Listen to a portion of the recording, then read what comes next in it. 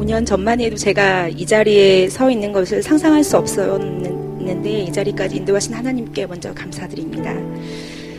아주 어릴 적부터 저는 늘 기독교인이었습니다. 생활기록부, 입사 지원서에 항상 종교라는 기독교인으로 채웠었습니다. 세상과 교회를 왔다 갔다 하기보다는 세상 속에서 교회에 잠깐 들리는 정도의 신앙만 가지고 있었던 것 같습니다. 하나님이 싫어하는 행동을 하더라도 사람이 좋아하면 그냥 그 길을 갔었습니다. 세상이 원하는 표대를 향해 조금은 잘난 척하는 그룹에서 부족함 없이 승승장구하며 달렸습니다.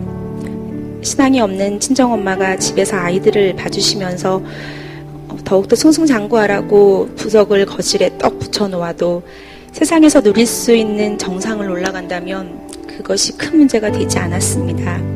그런데 그런 저에게 새로운 변화가 일어나기 시작했습니다. 인생 계획이 없었던 셋째를 출산하였고 저희 시어머님이 집으로 오신 이후부터였습니다. 친정엄마가 셋째는 돌봐주기 어려운 상황이었고 셋째 임신했을 때 어머니가 오시지 않으면 회사를 포기해야 되는 상황이었습니다. 정말 간절한 심정으로 시어머니께 부탁을 드렸고 어머니께서는 흔쾌히 아이의 양육을 책임져 주신다면서 한 가지 조건을 내거셨습니다. 돈을 얼마 주어라 하는 세상이 바라는 조건이 아닌 아이를 봐주는 대신 주의 성수는 꼭 해야 한다는 조건이었습니다. 시어머니의 눈물 어린 기도 덕분인지 하나님께서는 저희 가정을 거짓말처럼 21세기 교회로 인도해 주셨습니다. 하지만 교회 등록 후에도 저희 부부는 가능한 눈에 띄지 않는 성도의 자세를 미덕으로 자유하며 불편할 정도로 너무 다정한 교회 분들하고 눈이라도 마주칠까 싶어 예배가 끝나면 손살같이 세상 속으로 뛰어갔습니다. 지금 생각하면 얼마나 어이없고 죄송한지 모르겠습니다.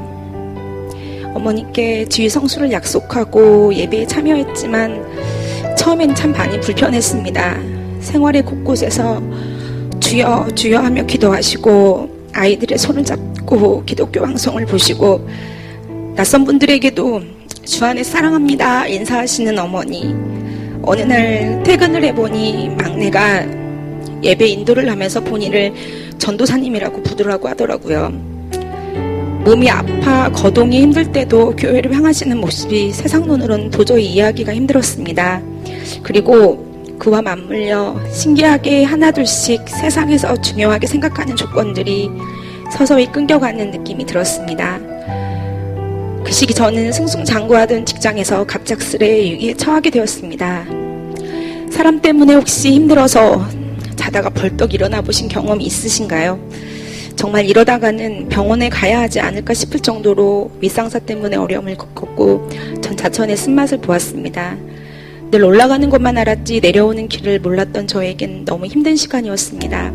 자존심이 허락하지 않았고 회사를 계속 다녀야 하나 눈물로 지샌 적도 많았습니다. 물론 사회생활을 하는 것이 보통 이런 거다 하고 흘러보내는 일도 많았지만 이 상황은 그것과는 다른 위기였습니다. 정말 손이 부러져서 기부스를 하는 게 낫지 마음을 도려내는 고통은 이루 말할 수가 없었습니다. 자다가도 송과장 하고 부르는 환청이 들리고 억울한 상황들을 이겨내기가 힘들었습니다. 내가 잘못한 게 없는데 왜 나한테 이러는 것일까? 내가 왜? 나한테 왜? 정말 나한테 왜 이러지? 억울한 상황 때문에 가슴이 터질 것만 같았습니다. 너무 창피해서 한두 달은 정말 이렇게 다니는 것이 맞나? 너무 구타하지 않나? 하고 생각이 들어 사직서를 써놓았습니다. 그런데 그 주일 목사님의 말씀이 강한 메시지가 되어 가슴을 울렸습니다. 그 메시지가 얼마나 강하게 저를 붙잡았는지 2달 동안의 결정인 사직서를 뒤로하고 마음을 바꾸고 다잡았습니다. 하지만 끝이 아니었습니다. 저희 신랑이 직장을 옮기게 되었고 그 과정 중 문제가 생겨 본의 아니게 쉬게 된 것입니다. 참 하나의 문을 닫으시면 다른 문을 열어두셔야지 또 다른 문까지 닫아놓으시면 어쩌라는 걸까. 힘이 들 때면 직장 동료와 수다로 폭식으로 잠시 잠깐의 유한에 의존하였던 너는 언제부턴가 하나님에 대한 원망을 하며 기도하고 있었습니다. 안 하던 주의 성수도 하는데 하나님 왜 그러시나요? 제가 저희 가정이 어떻게 하길 바라시느라고요. 세상을 향했던 나의 걸음을 교회로 인도하시는 그분을 느끼며 도대체 내가 왜 이러지? 라는 생각도 들었습니다. 그런데 어느 날 권사님인 이모와의 통화에서 그 답을 찾았습니다. 어머님의 기도의 힘. 자식들을 위해 기도하시는 어머님을 보며 느꼈던 가슴 구람. 지금도 찬양대에 서서 어머니를 볼 때면 울컥하곤 합니다. 물론 저에게 눈에 보이는 기적이 일어나진 않았습니다. 다만 저의 생각의 좌표를 바꾸는 계기를 통해 하나씩 이루어지고 있었습니다. 그리고 생활의 변화도 생겼습니다. 첫째로 나를 힘들게 했던 그 상사는 예고도 없이 정말 갑자기 전출됐고 힘은 들었지만 그 기간 현장에서의 경험은 엄청난 전화위복이 되었습니다. 새로 부임한 본부장님은 능력을 인정해 주셨고 믿는 분이셨던 그분께서는 조직 내에서도 신앙을 위한 저의 걸음을 적극적으로 지지해주는 든든한 지원자가 되주셨습니다. 그리고 지금은 회사 중요 부서에서 실무에도 강한 사람으로 힘든 시기를 통해 더욱 견고해진 지인들과 함께 열심히 뛰고 있습니다.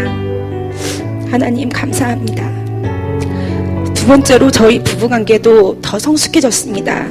예전 같으면 이해하지 못했을 저희 신랑의 마음에도 조금은 다가갈 수 있었습니다. 참 힘들겠다 오빠. 힘들면 잠깐 쉬어가자. 또 다른 길이 있겠지. 나도 기도할게. 우리 그분을 믿어보자. 저희가 의지한 그분이 든든한 분이 되어주셨습니다. 모든 짐을 내려놓았고 그분께서는 나를 변화시켜 모든 상황을 이겨내게 하시는 하나님이었습니다. 셋째로 하나님께서는 세상 것과는 견줄 수 없는 성도의 기쁨을 몸소 새엄게 해주셨습니다. 가치의 변화를 경험하고 체득한 것입니다.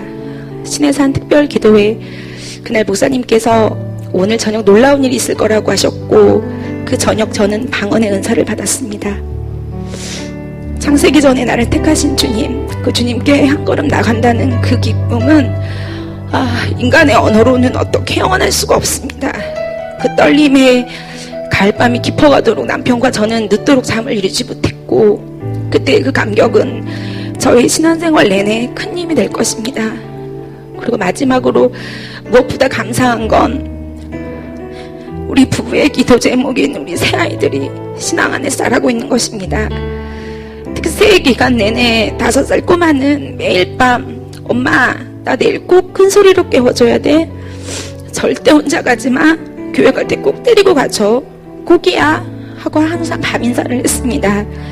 그렇게 2번의 특별 새벽 기도회에 새아이 모두 개근을 하였습니다. 아이들에게 꼭 전해주고 싶은 신앙의 밑거름을 쌓아가고 있는 것 같아 얼마나 감사한지 모릅니다. 저의 연약한 믿음 때문인지 하나님께서는 힘들 때마다 말씀으로 사람으로 부족한 자리를 채워주셨습니다. 21세기 교회 성도가 되게 하셔서 목사님의 말씀과 기도로 저의 영혼을 안아주시고 성도의 교제를 온몸으로 거부하는 저희 부부를 향한 박형수 목사님 부부의 이해할 수 없는 사랑은 교회라는 곳에 저희를 안착시켜 주셨습니다. 어느덧 주일 성수와 봉사는 저희 가족의 소망이 되었습니다. 담임 목사님 말씀 중 제가 붙잡고 나아가고 있는 말씀이 있습니다. 나를 변화시켜 모든 상황을 이겨내게 하시는 하나님입니다. 앞으로도 부족한 저는 알게 모르게 하나님과 세상을 사이에 두고 적당한 타협도 하고 시험에 빠지기도 할 것이며 힘든 상황에 놓이기도 할 것입니다. 그리고 종교적 갈등과 수없이 반복되는 도전을 맞이하게 될 것입니다. 하지만 이제는 무엇이 닥쳐와도 두렵진 않습니다. 하나님께서는 잠언 16장 9절을 통해 사람이 마음으로 자기 길을 계획할지라도 그 걸음을 인도하시는 자는 여호와시니라 말씀하셨습니다. 앞으로 있을 저의 수많은 선택과 결정 속에서 유익함도 있고 손해보는 일도 있을 것입니다. 그 걸음 또한 인도하시는 분이 하나님임을, 실수가 없는 그분이 선하게 이끌어 주심을 믿기 때문입니다. 이 시간 저의 간증은 앞으로 경험하게 될 수많은 갈등과 도전 앞에서 웃고 웃으며 더욱 견고하게 될 저의 믿음의 시작이라고 생각합니다. 혹시 아직도 손님의 자세로 앉아 계신 성도님들이 계시거나 오늘 처음 예배에 참석하시는 분이 있으시다면 꼭 함께 하고 싶은 것이 있습니다. 이 시간 세상 것과는 견줄 수 없는 성도의 기쁨을 느껴보는 것, 가치의 변화를 경험하고 체득하는 것, 21세기 교회에서는 가능합니다. 감사합니다.